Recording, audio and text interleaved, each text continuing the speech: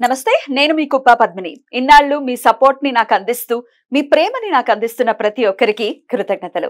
ఇప్పుడు చూడబోతున్న ఈ వీడియో కూడా ఖచ్చితంగా మీకు ఉపయోగపడుతుంది. లైక్, షేర్ అండ్ సబ్స్క్రైబ్ చేసి మీ ఇష్టాన్ని అలాగే మీ సపోర్ట్ ని నాకు అందించండి. అలాగే ఈ వీడియో పట్ల మీ అభిప్రాయాన్ని కమెంట్ సెక్షన్ లో కమెంట్ చేసి నాకు తెలియజేయండి. నమస్తే. నమస్తే, వెల్కమ్ టు అవర్ ఛానల్. నేను పద్మిని. ప్రస్తుతంతో పాటు ప్రముఖ ఆధ్యాత్మికవేత్త, వాస్తు జ్యోతిష పండితులు కేఎస్ఆర్ గారు మనతో పాటు ఉన్నారు. మాట్లాడదాం. సార్ నమస్తే. సార్, కార్తీక బహుళ పక్ష ఏకాదశి వచ్చేస్తోంది. ఉత్పన్న ఏకాదశిగా మనం జరుపుకునేటటువంటి ఏకాదశి. కార్తీక మాసం అంటేనే చాలా చాలా వైభవపేతమైనటువంటి మాసము. అందులో దామోదర మాసము. మరి దామోదరుడికి ఇష్టమైనటువంటి రోజు ఖచ్చితంగా ఏకాదశి కాబట్టి ఎట్లా ఆ రోజున వినియోగించుకోవచ్చు అనేది ఒకసారి మీ ద్వారా సార్. తప్పకుండా. అంటే మనకి ఇప్పుడు మనం చెప్పుకుంటున్నవి ఏకాదశులు అన్నీ కూడా విశిష్టమైనవి. కానీ ఏ ఏకాదశికి ఉండే విశిష్టత ఆ ఏకాదశికి ఉంటుంది. అందులో ఈ ఉత్పన్న ఏకాదశి అనేది ఏదైతే ఉంటుందో సప్తమాతృకల్లో విష్ణువుని ఒక మాతృకగా మనం భావించి పూజ చేయటం అనేది. సో ఈ మాతృకలు అనేది ఏదైతే ఉంటుందో మనకి ఈ బాల ఇలాంటివన్నీ కూడా సప్తమాతృకల్లో ఒకరు వీళ్ళు. ఈ మాతృకల యొక్క అనుగ్రహం లేకుండా మన జీవితం అనేది పరిపూర్ణం కాదు. సో అందుకని సప్తమాతృకల రూపంలో ఇప్పుడు ఇది వచ్చే విష్ణువుని ఆరాధించడం. అంటే అంతకు ముందే మనం విష్ణువుని మేలుకొల్పాం కదా, మరి ఇప్పుడు అమ్మను కూడా మేలుకొల్పాలి. సో అలా అందుకని ఆ రెండింటిని బ్యాలెన్స్ చేయటమే జీవితం. అంటే ఆడవాళ్ళకు ఉండే పాత్ర ఆడవాళ్ళకు ఉంటుంది, మగవాళ్ళకు ఉంటుంది. ఈ రెండింటిని సమన్యాయం చేయగలిగే జీవితం ఏదైతే ఉంటుందో అది ధన్యమవుతుంది. సో అక్కడ మనం ఆ బ్యాలెన్స్ చేయటమే ఎప్పుడు కూడా హిందూ ధర్మంలో ఉండే పద్ధతి. ఎవరికి అన్యాయం జరగదు. సో ఒక నెల అంతా మనం వినాయకుడిని పూజించాం, ఇంకో నెల మరి అమ్మని పూజించాం, మళ్ళీ అయ్యని పూజించాం, మళ్ళీ వచ్చే నెల ఇంకో అయ్యని మార్గశీర్ష మాసం శ్రావణ మాసం అమ్మని పూజించాం, వరలక్ష్మి అమ్మని పూజించాం. సో అందుకని ఎవరికి ఎక్కడ లోటు చెయ్యం. అది సో అది తెలుసుకోవటమే మన జ్ఞానం. అది తెలియకపోతేనే లోటు. సరే, ఇప్పుడు ఎలా చేసుకోవాలి అనేది మనం చూద్దాం. ఈసారి వచ్చినప్పుడు ఏంటంటే మంగళవారంతో రావటం అనేది వచ్చింది. ఇంకొంచెం వైశిష్టం అనుకోవచ్చా? ఖచ్చితంగా. అంటే ఇప్పుడు మంగళవారం ఏకాదశి అనేది అసలు జనరల్ గా మన ఆంజనేయుడు ఎవరి భక్తుడు? రాముడి భక్తుడు అనుకోండి, లేదా విష్ణు స్వరూప భక్తుడు అనుకోండి. ఇప్పుడు మనం చేసేది విష్ణువుకి సంబంధించింది. మంగళవారం వచ్చినప్పుడు అది ఖచ్చితంగా మంచిది అవుతుంది. మంగళం, జయమంగళం అంటే మనకి మంగళవారాన్ని జయవారం అనగాలి. ఇప్పుడు అంటలేదు కానీ తెలియదు. అవునండి, బేస్తవారం అంటారు. ఇది గురువారం అక్కడ అటువైపు అంతా తూర్పు గోదావరి బేస్తవారం అంటారు. మన వైజాగ్ వైపు అంతా కూడా ఈ జాలర్లు ఆ రోజు ఎక్కువ వెళ్తారు, అందుకని బేస్తవారం అంటారు. సో అలా ఒక్కొక్క ప్రాంతంలో కొన్ని పేర్లు అనేది మాత్రం మనకి లక్ష్మీవారంగానే తెలుసు గురువారం అనేది, వాళ్ళు బేస్తవారం అంటారు. సో మనకి అది తెలియదులేండి. కానీ నేను చెప్పేది ఇప్పుడు మంగళవారం నాడు సరే ఎలాగో విష్ణుమూర్తిని పూజించాలని మనకు అర్థమైపోయింది కదా. సో ఇక్కడ ఈ రోజు మనం చేయటం వల్ల ఏం జరుగుతుంది అంటే, ఇప్పుడు మనం ఏదైనా సరే ఒక రెమెడీ అనేది చెప్పుకుంటే ఏం జరగచ్చు అనేది చెప్పాలి అంటే కనుక, ఇక్కడ ఎప్పుడైనా సరే లక్ష్మీదేవి వృద్ధి చెందాలి అంటే కనుక ఏ ఇంట్లో అయినా సరే నవ్వులు ఎక్కువ ఉండాలి. సో ఎక్కడైతే ప్రతి ఇంట్లో కూడా శోకం పెరుగుతుందో ఖచ్చితంగా అక్కడ లక్ష్మి రమ్మన్నా రాదు.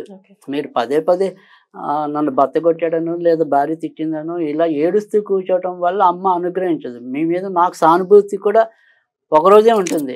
వీడు ఎప్పుడు ఇదే ఏడుస్తాడు అంటాం మనం. కనుక ఆ ఏడుపును పోగొట్టే మంత్రాన్ని ఈ రోజు చెప్పాలనుకుంటున్నాను. రైట్. ఎందుకంటే ఏడుపు అనేది ఎప్పుడు అంటే మనకి ఏ ఏడుపు పనికిరాదని అంటాం. అంటే ఇప్పుడు మన ఇంట్లో మన బాధలు ఏడిపే కాదు, పక్కింటాడు మన మీద ఏడ్చినా ఏడిపే అంటున్నాం ఆ ఏడుపులు ఎక్కువ ఉన్నాయండి బాబు. ఆ ఏడుపులతో అందరూ ఏడవాల్సి వస్తుంది కదా. సో అందుకని ఏ ఏడుపైనా కూడా నిర్మూలించబడి లక్ష్మీ అనుగ్రహం మనకి పరిపూర్ణంగా రావడం కోసం చెప్పేదే ఇవాళ ఉండే రెమెడీ. ఇది చాలా తేలికైన రెమెడీ, తేలిగ్గా ఆడుతూ పాడుతూ జపించగలిగే మంత్రం. సో అది ఏం మంత్రం అంటే కనుక ఓం రామ్ రామ్ రామ్ సీతారామచంద్రాయ నమః. ఓం రామ్ రామ్ రామ్ సీతారామచంద్రాయ నమః. అద్భుతం సార్. సో దీన్ని చక్కగా 108 సార్లు చదివి వడపప్పు, పానకము, తేనె ఈ మూడింటిని మీ ఇంట్లో కోదండరాముడి బొమ్మ ఉంటే కోదండరాముడికి పెట్టండి. లేదా వెంకటేశ్వర స్వామి ఉంటే వెంకటేశ్వర స్వామి, ఏదైనా సరే విష్ణు స్వరూపం దానికి పెట్టండి. అది సరే. దీని తర్వాత మన స్విచ్ వర్డ్ అంటే ఇవాళ ఎందుకంటే దీనికి ఆల్టర్నేట్ స్విచ్ వర్డ్ ఇవ్వడానికి కూడా ఆస్కారం ఉంది.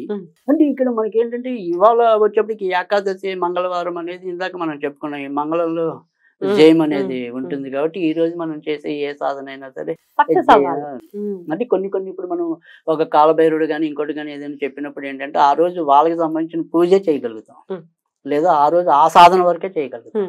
సో ఒక్కోసారి మనం ఏదైనా స్విచ్ వర్డ్ ఇవ్వాలన్నా అలా ఇవ్వాలన్నా ఒక్కోసారి కుదరకపోవచ్చు, ఎందుకంటే అది కేవలం ఆ ఒక్కదాని పర్పస్ కోసమే ఉన్నది. సో అలాంటప్పుడు మనం ఏమి ఆల్టర్నేటివ్ ఇవ్వాలంటే కుదరదు. కానీ అదే ఇలాంటి రోజుల్లో అంటే కనుక మనం ఏ రకమైన సాధన అయినా చేయొచ్చు. అంటే ఉదాహరణకి ఒక ఆదివారం పుష్యమి వచ్చినప్పుడు ఎలాంటి సాధన అయినా చేయొచ్చు, ఒక గురువారం పుష్యమి వచ్చినప్పుడు ఎలాంటి సాధన అయినా చేయొచ్చు. అందుకని అక్కడ సాధన చేసే దాంట్లో మనకి ఏ మంత్రం అనేది లేదు, అన్ని రకాల మంత్రాలని కలుపుకుంటూ సాధన చేయడమే. సో అలా ఈరోజు మంగళవారం నాడు అనేది మనం ఓకే ఏకాదశి మీరు చక్కగా మీ పద్ధతిలో మీరు చేయండి. ఉపవాసాదులు ఎలాగో కార్తీక మాసం ఉపవాసం ఉండే వాళ్ళు అలాగో ఉంటారు, అది దానికి మనం ఆక్షేపణ కూడా లేదు, చక్కగా చేయమనే చెప్తున్నాం. సో ఒకవేళ చేయలేని వాళ్ళకి ఎందుకు ఉపయోగపడుతుంది అనేది ఇది ఇవాళ మనం కనుక ఒకవేళ స్విచ్ వర్డ్ కనుక చేయాల్సి వస్తే కనుక రైజ్ ప్రాఫిట్స్ అంటే ఆ ఏడుపులన్నీ పోయి మనకు ప్రాఫిట్స్ వస్తాయి అని చెప్పి అనుకుంటూ ఉండొచ్చు. ఎవరైనా ఈ ఋతుక్రమంలో ఉన్న వాళ్ళకి కూడా ఇది ఇబ్బంది కాదు కాబట్టి ఇది చేసుకోవచ్చు తప్పకుండా. ఈ రకంగా చేసినట్టయితే ఈ ఏకాదశి అనేది మనకి ఖచ్చితంగా ఉపయోగపడటం అనేది అయితే ఉంటుంది. Beautiful sir. అంటే కార్తీక సోమవారాలు ఉపవాసం ఉండే వాళ్ళు ఎలాగో ఉంటారు కదా, అయితే సోమవారం ఆల్రెడీ ఉపవాసం ఉండండి, వెంటనే మరి ఏకాదశి వచ్చేస్తోంది, అటేమో దశమి నాడు ఎటువంటి పరిస్థితుల్లో పలహారమే తినాలి మనం రాత్రిపూట కదా ఏకాదశి చేయాలంటే. ఎలాగంటే ఎట్లా రెండిట్లో దేన్ని మనం యూటిలైజ్ చేసుకోవాలంటే ఏది అంటే ఏం చెప్తారు? ఇక్కడ మనం ఓకే ఏకాదశి ఉపవాసానికి దీనికి సంబంధం లేదు, 2 రోజులు ఉండలేము అనే పరిస్థితి ఉంటే అంటే నేననేది అసలు మనం ఇప్పుడు మంత్ర సాధన అనేది ఉపవాసంతో చేయమని కూడా నేను చెప్పట్లేదు. నేను అసలు ఆ కాంటెక్స్ కాదు. సోమవారం చేయమంటారా, మంగళవారాన్నే ఆప్ట్ చేసుకోమంటారా? What is your suggestion? Right. అంటే ఇక్కడ మనకి ఖచ్చితంగా చెప్పాలి అంటే కనుక ఏకాదశి సోమవారం కన్నా కూడా విశిష్టమైనది. సో మీరు సోమవారం కనుక ఉండలేకపోతే ఈ ఏకాదశి నాడే ఉండండి. అంటే ఏకాదశి నాడు ఎందుకు ఉండమంటున్నాను అంటే కనుక సోమవారం నాడు మీరు చేసే ఉపవాసం ఏదైనా ఉంటే మా శివయ్య గారికి ఒక్కరికే చెందుతుంది, అదే మంగళవారం నాడు చేస్తే శివకేశవులు ఇద్దరికి కూడా చెందుతుంది కదా. అందుకని ఇది దామోదర మాసం కూడా కాబట్టి ఖచ్చితంగా నేనైతే కనుక మంగళవారానికి ప్రాధాన్యత ఇవ్వటం అనేది అయితే ఉంటుంది. అదే నా వాళ్ళకి కూడా చెప్తాను, మంగళవారానికే మా ఓటు. అద్భుతం సార్. ఏకాదశిని మీరు అన్నట్టుగా ఎటువంటి పరిస్థితుల్లో మన సంస్కృతి ఇది అనేది తెలియటం అనేది ఉంటుంది. అంటే వీళ్ళు చీటింగ్ మాటికి అన్నిటినీ ఇలాంటివి అని కొన్ని ఏమంటాము గ్రామ సింహాలు కొన్ని ఉంటాయి, అరిచే పనిలో చాలా బిజీగా. సో వాళ్ళ గ్రామ సింహాలు దేవుడి మీద భక్తి మనం మరల్చడం అనేది మన జ్ఞాన సింహాలుగా ఎంతో కొంత అవ్వాలని చెప్పి నా కోరిక. చాలా బాగా చెప్పారు సార్. మనం గ్రామ సింహాలుగా మిగిలిపోద్దు, జ్ఞాన సింహాలుగా అందరం మారాలి. ఇది నా సంస్కృతి, ఇది నా దేశం, ఇది నా హిందూ ధర్మం అనేది చక్కగా నొక్కి వక్కానించండి. అది నేను చెప్పేది. డెఫినెట్లీ తిట్టే వాళ్ళ జోలికి వెళ్ళొద్దు, ఎందుకంటే వాళ్ళ మీద వాళ్ళ ఉగ్రం ఎంతో కొంత మన మీద కూడా పనిచేస్తూ ఉంటుంది. లెట్స్ బి అంటే calm and positive. Right sir, చాలా బ్యూటిఫుల్ గా ఎక్స్ప్లెయిన్ చేశారు sir. Thank you so very much. నమస్తే.